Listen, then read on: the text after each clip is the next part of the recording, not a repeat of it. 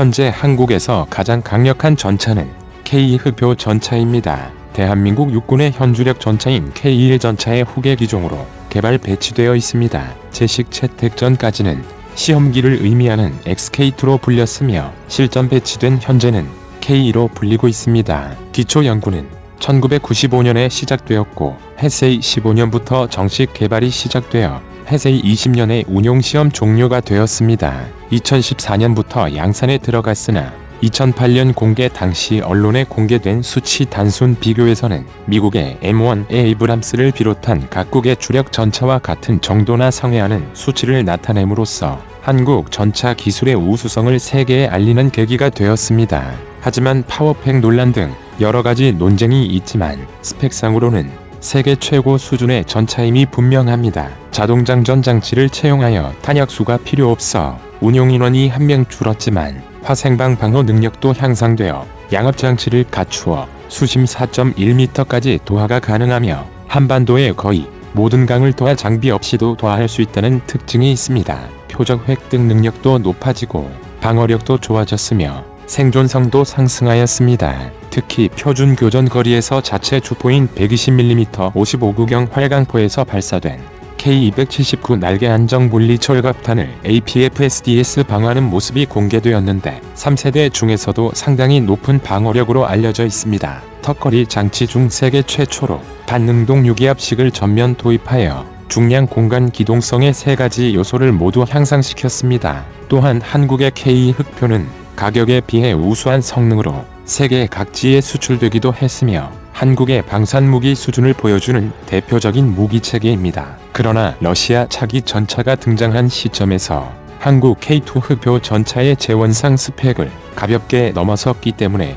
한국은 이에 대한 대비가 필요해졌습니다. 러시아가 전력화의 속도를 내기 시작한 차세대 주력 전차 MBT T-14 알마타는 인패스 기능을 채택하여 탐지가 어려우며 기존의 대전차 화기 공격도 쉽게 막을 수 있다고 합니다. 또 러시아의 알마타는 승무원과 탄약 및 연료용 장갑 캡슐, 원격 조종 화력 통제 시스템 등 완전히 새로운 설계 개념을 채택한 혁신적인 전차로 알려져 있습니다. 특히 2개의 강판 사이에 폭발성 물질을 넣어 적이 사용한 포탄을 즉석에서 터뜨리는 폭발 반응 장갑 ERA 체계와 능동 방어 체계 APS도 갖춰 접근하는 대전차 화기의 적시 탐지와 파괴를 용이하게 하였습니다. APS는 날아오는 대전차 미사일, 대전차 로켓, RPG 등을 탐지하고 추적하는 레이더와 이를 파괴 또는 무력화하는 포탄으로 구성되어 있으며 전천 후 디지털 화력 통제 시스템 등도 갖추어 방호 체계를 잘 갖춘 표적이라도 무력화할 수 있는 화력을 가지고 있습니다. 반면 러시아 군 관계자들은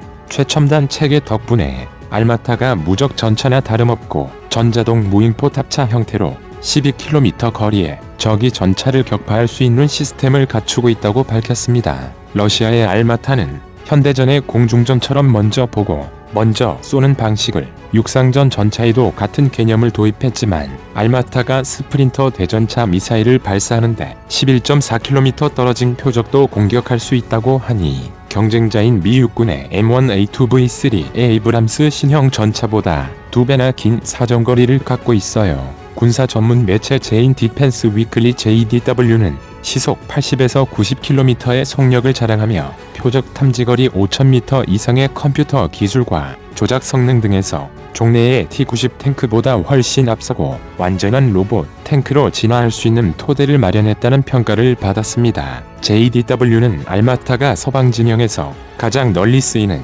독일 간인메탈의 최첨단 대전차용 철갑탄과 고폭탄두도 장착한 대전차 미사일 공격을 견딜 수 있다고 강조했습니다. 주포도 T-90보다 정밀도가 15에서 20% 높고 독일 주력 탱크 레오파드-2의 라인 메탈 RH120 활강포보다 우수하며 자동 포탄 장전 기능과 컴퓨터화된 조준 기능을 갖추고 있다고 평가했습니다. 포탑도 360도 회전이 가능해 원거리에 있는 헬기와 무인기를 격추시킬 수 있다. 30mm 고사포도 갖추고 적보병에 대응하는 12.7mm 기관총도 배치되어 있다고 보고했습니다. 러시아 지상군이 현재 가동 중인 20대가량의 초도형과 이번에 도입하기로 한 80대까지 합쳐 100대의 알마타를 2020년까지 확보하기로 했습니다. 한편 K2 흑표 전차는 구름이 많은 한반도의 특수한 작전 환경상 장갑, 화력, 기동성 등과 같은 러시아를 제외한 다른 나라의 주력 전차에 비해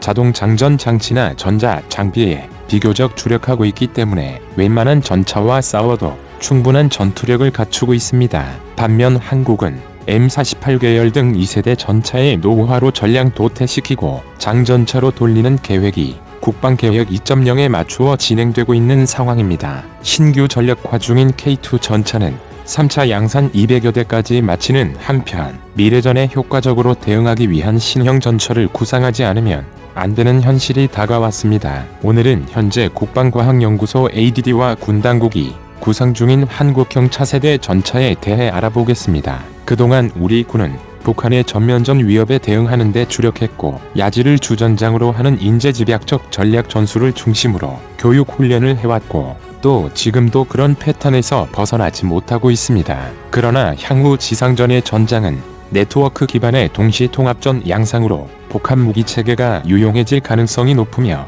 인명 중시로 인한 전투 차량의 무인화와 생존성이 중요한 요소가 될 것입니다. 뿐만 아니라 전장의 영역이 확장되면서 전투는 효과 중심 작전 및 신속 기동전의 양상으로 전개되었고 도시 지역의 발달로 시가전이나 대테러 작전의 중요성이 높아질 것으로 예상되므로 미래의 전쟁터에는 다양한 불특정 위협이 있을 수 있습니다. 이에 적극 대응하고 기존의 전투 양상을 혁신적으로 변화시키기 위해 첨단 기술을 기반으로 한 신개념 미래 기동 체계를 개발해야 했습니다. 미래 전장의 요청에 따라 현대 전투 차량은 기동성, 특히 야지 기동성과 항공 수송을 통한 전략적 기동성을 보장할 수 있는 신속 배치성이 중요한 요소가 되고 있기 때문에 전략적 기동성과 탑승 인원 보호를 위해 차세대 전차는 30톤 미만의 전투 중량과 무인 포탑을 중심으로 연구개발을 추진하고 있습니다. 2030년 이후에 전략화를 목표로 하는 차세대 전차의 기대 사양은 경량화, 무인화, 자동화에 중점을 두고 있습니다. 동력 계통은 기존의 파워팩이 아닌 하이브리드시 고효율 전기 추진 시스템을 채용할 것으로 보이는 전력을 주 에너지로 사용하기 때문에 구동 계통은 구동 변소, 조향 기능을 일체화된 일체 전기 구동 장치로 구성할 예정이지만 그리고 고전압 대전류의 전력을 은시간에 발생, 제어하는 펄스 전력 장치를 이용하여 전자유도탄, 묘경 레이저 등 탑재 무장을 가동하고 전자장갑, 스마트 제독 장치 등에도 활용됩니다. 또 기존 궤도 차량의 턱걸이 장치가 아닌 궤도식과 바퀴식을 겸용할 수 있는 지능형 턱걸이 장치를 적용하시는 것으로 생각됩니다.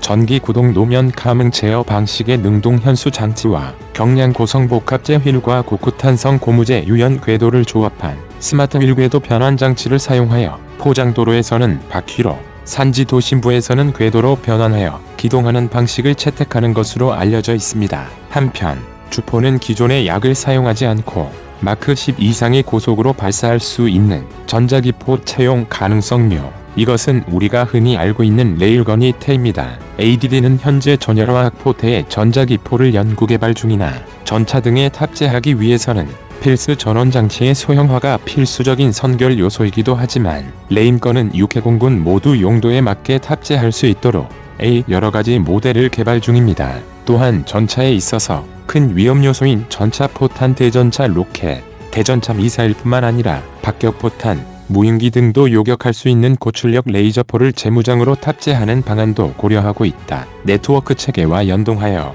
다수의 표적을 동시에 타격할 수 있는 다표적 동시 타격 유도탄도 탑재하는 것으로 알려져 있습니다. 방어력의 핵심인 장갑 재질은 경량화된 모듈형 복합 장갑 채용이 유력하며 적이 레이더 등 지수단을 이용해 탐지하기 어렵도록 스텔스 시스템을 적용한 것으로 보입니다. 이간정 철갑탄과 같은 초고속 운동 에너지탄의 경로를 교란하는 장비와 탱크를 향해 발사된 미사일을 대응 미사일 또는 레이저로 요격하는 능동 방어 시스템, 전자기 에너지를 이용하여 대전차 미사일이나 운동 에너지탄을 보호하는 전자기 장갑, 보병 휴대용 로켓의 관통력을 떨어뜨리고 방어하는 그물 전기 장갑, 가변 반응 장갑 등을 적용할 예정입니다. 전술지휘 통제 자동화 체계를 바탕으로 UAV, UGV 무인 전투 차량, 미래 장갑 보병, 함공기 등과 네트워크를 형성하여 협동작전을 수행할 수 있는 체제를 구상 중입니다. K3 전자로가 될 한국 차기 전차의 형태와